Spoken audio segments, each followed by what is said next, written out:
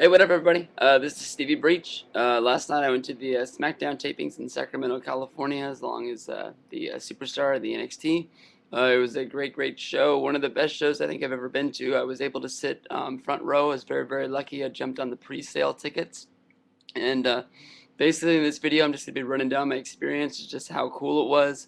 I'm going to be talking about the spoilers a little bit, so this might be a video that you might want to put on the back burner if you don't follow me on Twitter and you don't already know everything that it was happening, because I was basically just in and out as fast as I could last night.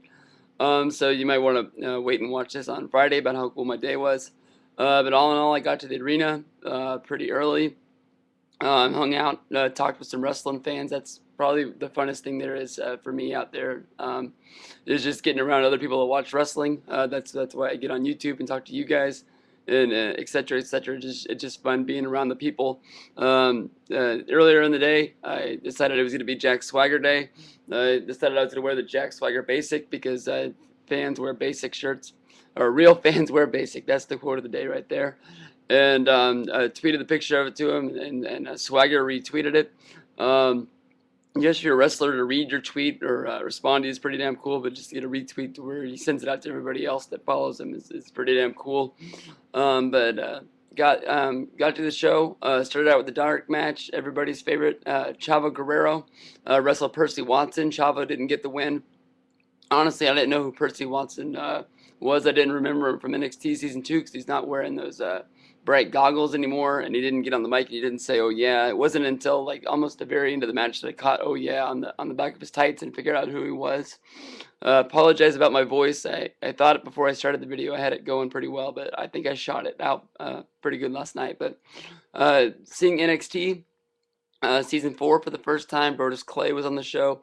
I remember Brodus Clay because they used him on Raw one time in a backstage segment, and he was the only guy that I knew. But the two other guys that were in there, I didn't really care for the physical challenge. I didn't know I was going to Double Dare, but the match was great. These three guys really surprised me. I loved the whole story that the triple threat match did, and these other two guys that are in there with Brodus Clay, I'm honestly really going to get into them.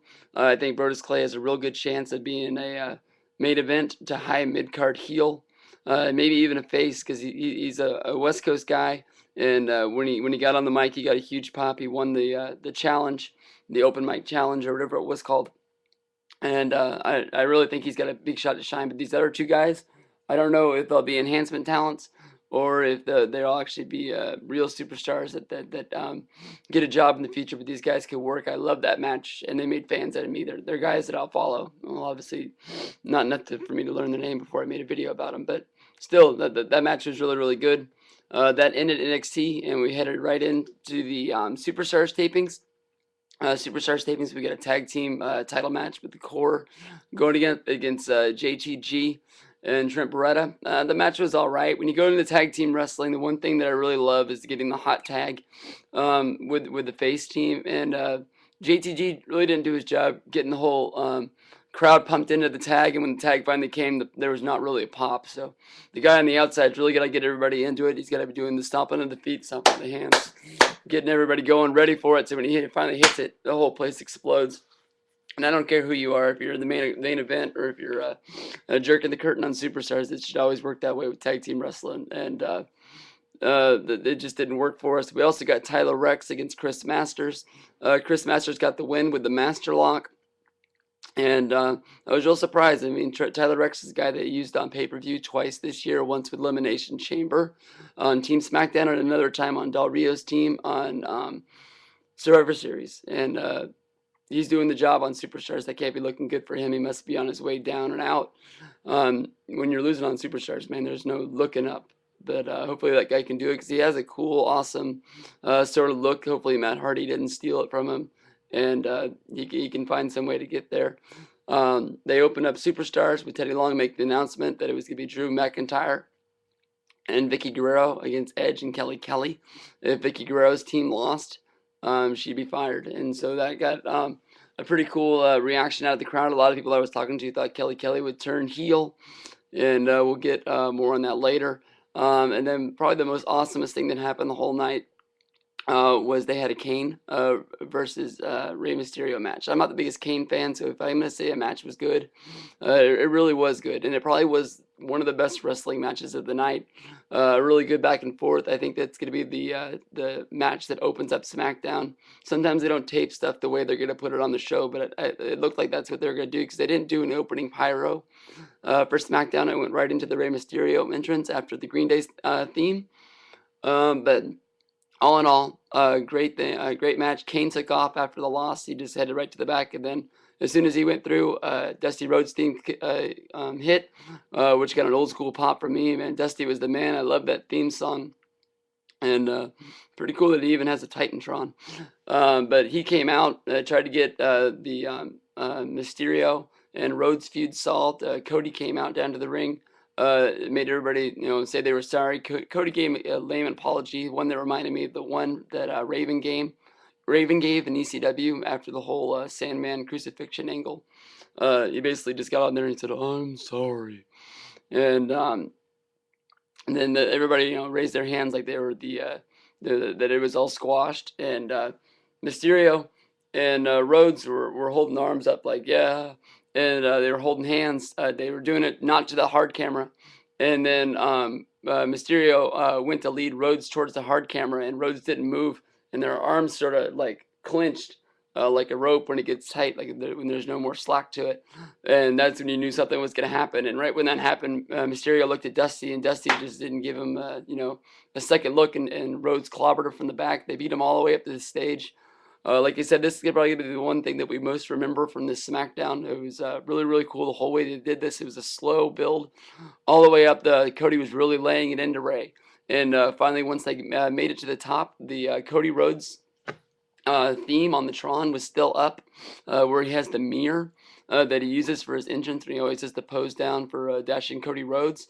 And just like the barbershop back in the day with the rockers, he took Mysterio and he threw him, boom, right into that mirror. Well, I guess you can throw the quotes up because it's not really a mirror; it's part of the Tron. But it was pretty cool because when he hit the mirror, they sold it like the Tron broke and it all went fuzzy like the mirror broke. So I thought that was pretty cool. Even though when the next thing the match happened, nobody came out and fixed it. It just worked again. But I guess I think we're idiots and we'll just forget what the hell was going on.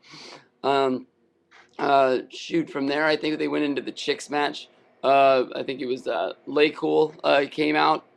Lay Cool had a match against Rosa Mendez, who I haven't seen on SmackDown in a while.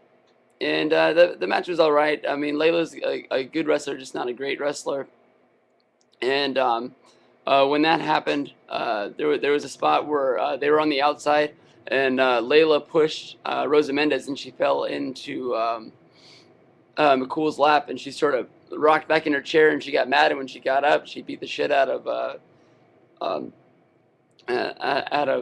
Rosa Mendez. Made a disqualification that didn't make Layla that happy because Layla was mad that McCool made her lose the match. She felt she could have won it on her own, and that caused some tension. They got in the ring and they built a real strong storyline of a breakup in Lay Cool, which surprised me with the whole Trish Stratus thing on Elimination Chamber. I was thinking we were going to get Stratus and Kelly against Lay Cool, but I guess they're going to be building towards some sort of a breakup again, which is probably like the second or third time we've done this. The first time they faked this out, the second time they patched it up, and I don't know what they're going to do from here. Honestly, if they bought a Lay Cool t-shirt, I'd buy it. I mean, that's not the most manliest thing to say, but that team is over. That is white, scary heat for those guys. Everybody hates them, and they're the hottest things going on. I don't understand why they took the title off of them. I believe that they should still be the Divas Championship. I think that they get over more than Eve, and I would love to see them on Raw and SmackDown the same. But I guess Taker wants to keep his bitch close.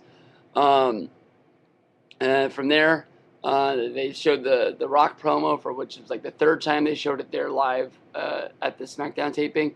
From there, we moved on. We got the Jack Swagger versus Kofi Kingston match. Swagger was finally able to beat Kofi. I showed you I was wearing the Jack Swagger basic.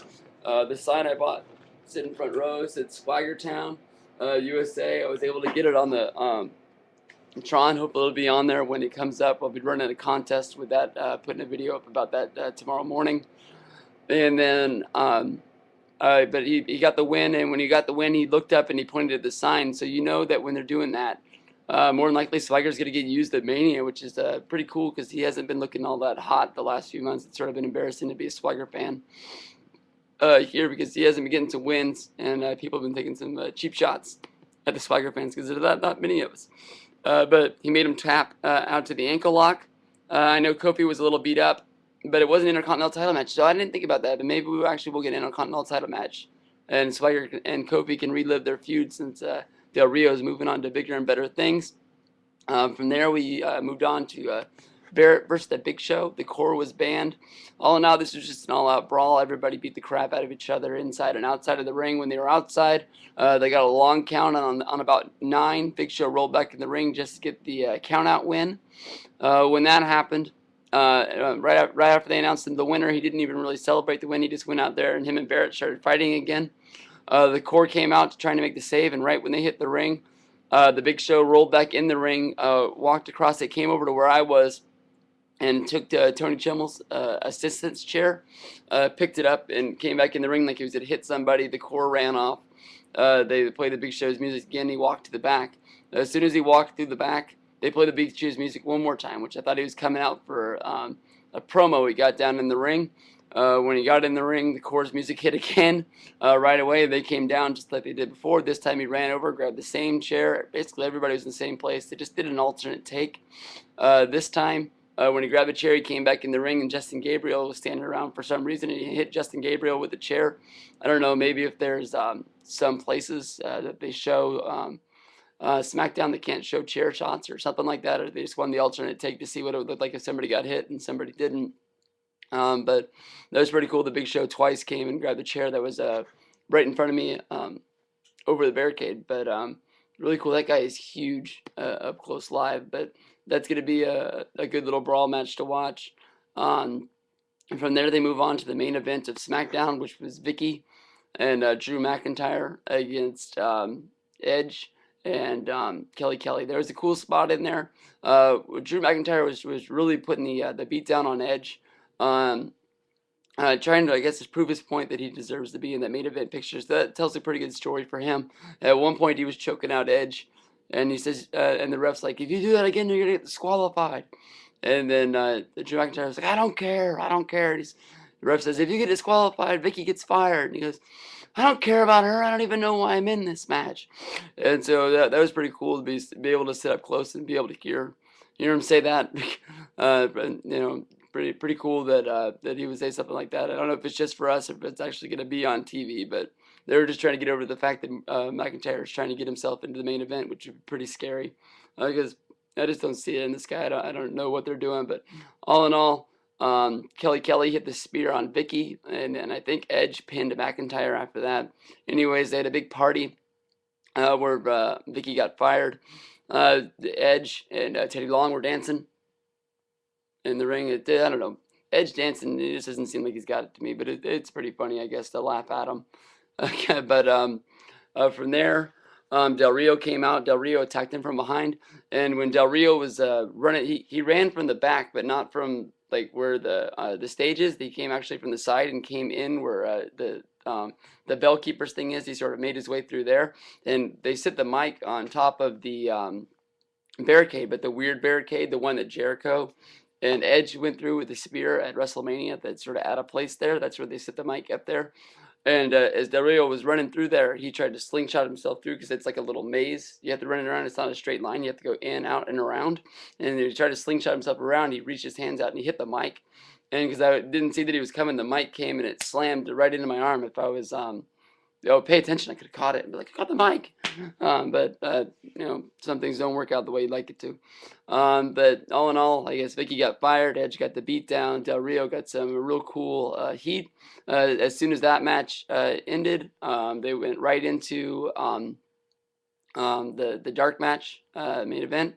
They brought everybody out. The announcers sort of snuck out during that. There's no really goodbyes. Michael Cole just grabbed his stuff and took off like he had better things to do. He was on his BlackBerry.